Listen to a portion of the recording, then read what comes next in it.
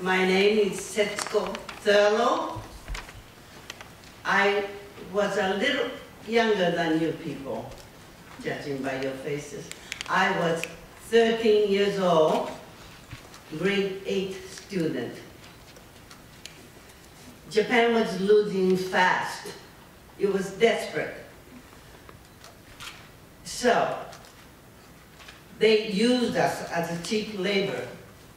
I mean, the city government and the armies recruited us to provide the cheap labor.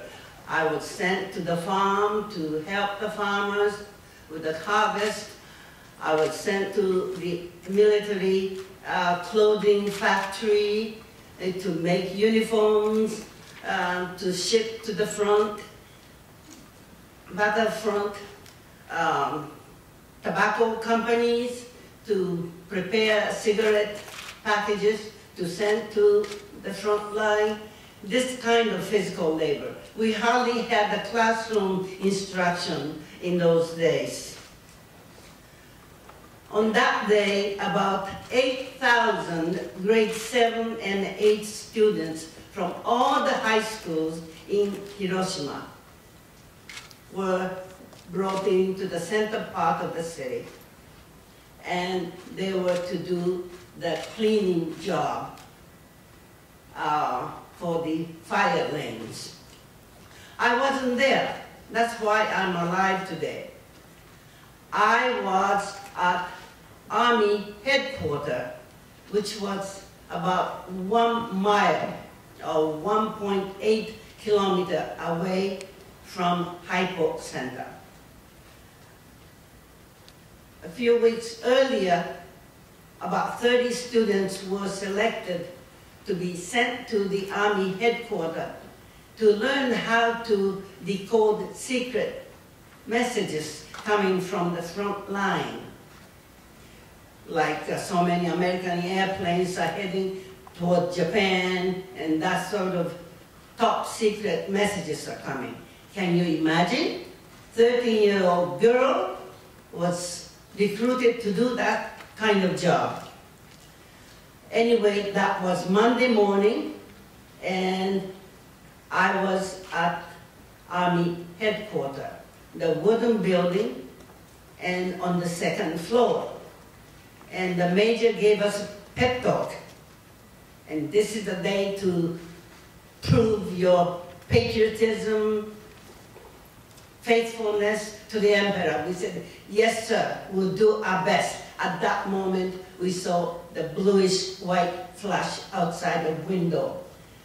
And I knew I was floating up in the air.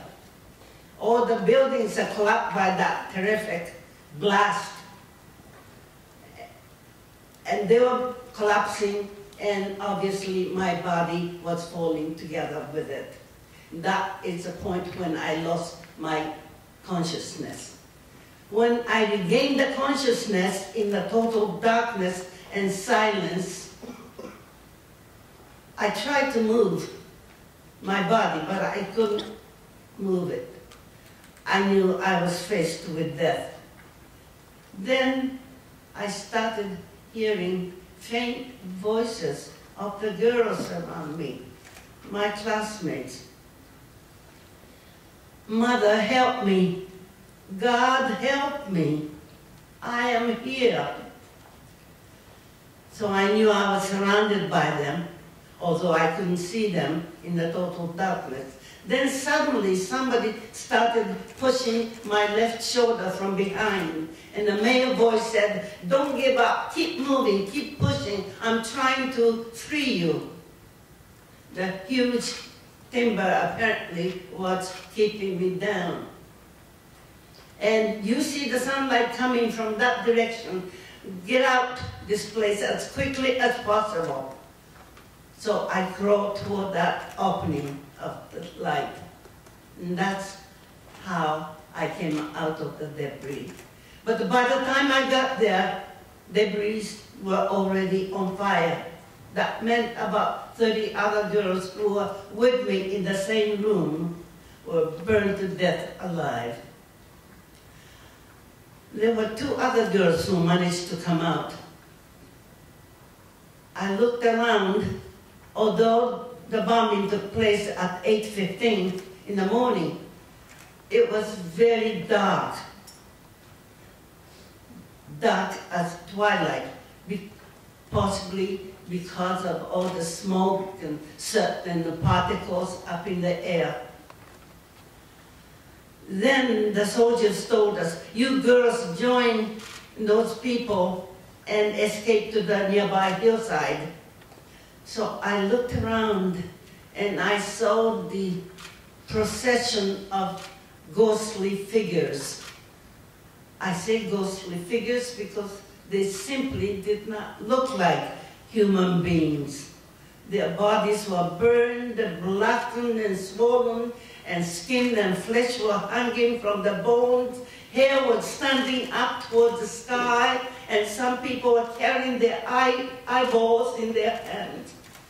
And as they moved, they collapsed and died along the way.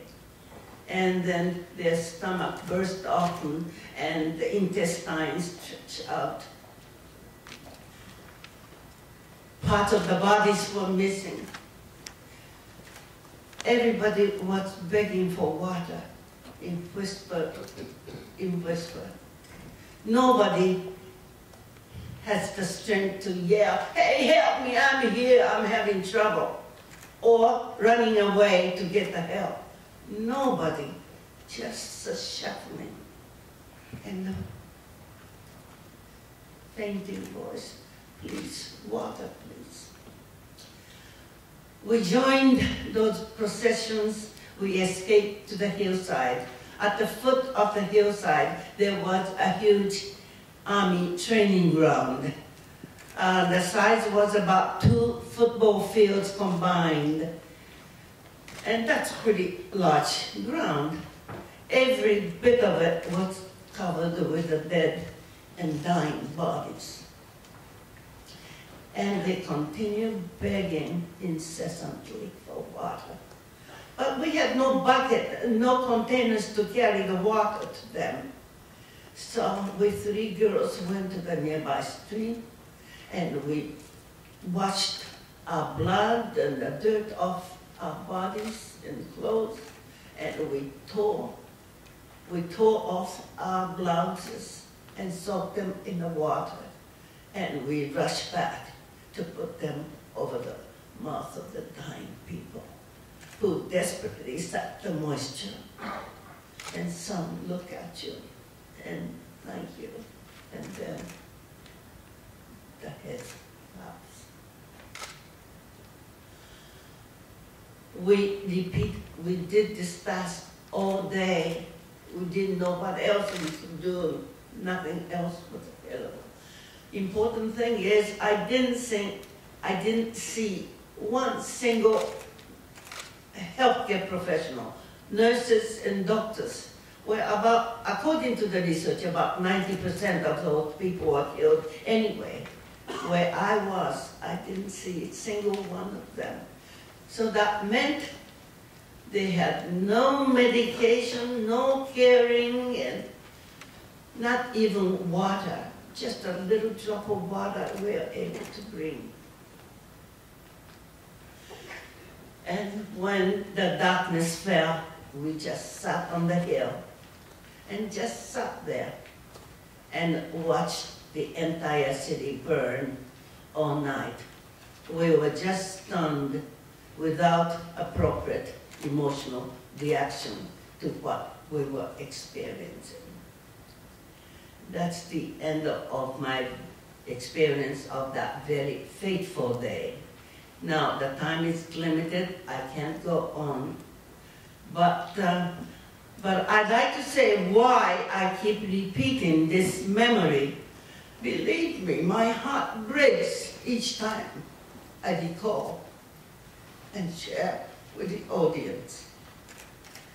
But I feel, and many survivors feel, this is extremely important. It's imperative for us to share what we experience with as many people around the world. This is a warning to you. I'm not begging you for sympathy. I want you to know what we experience. And I want you to join in a vow that we'll do everything we can to make sure no other human beings go through this again. Can you just show me that thing?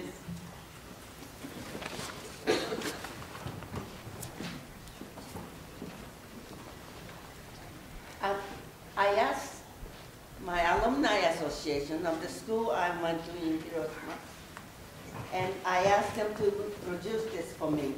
Because I use figures like, by the end of 1945, 140,000 people perished, and by today, in Hiroshima alone, 260,000 people perished.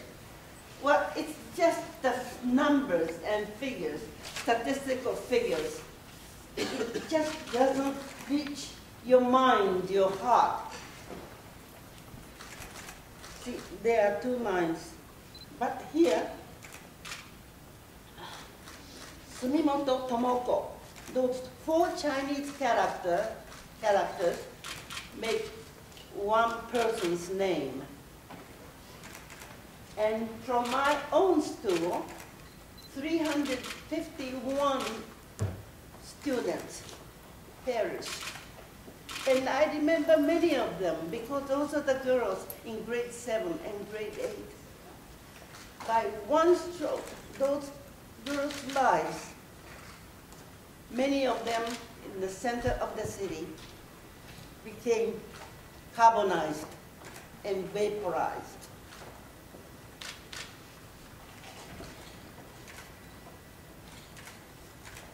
Each one of those names represents one human being who was loved by someone. I just wanted to share this with you. Thank you so much.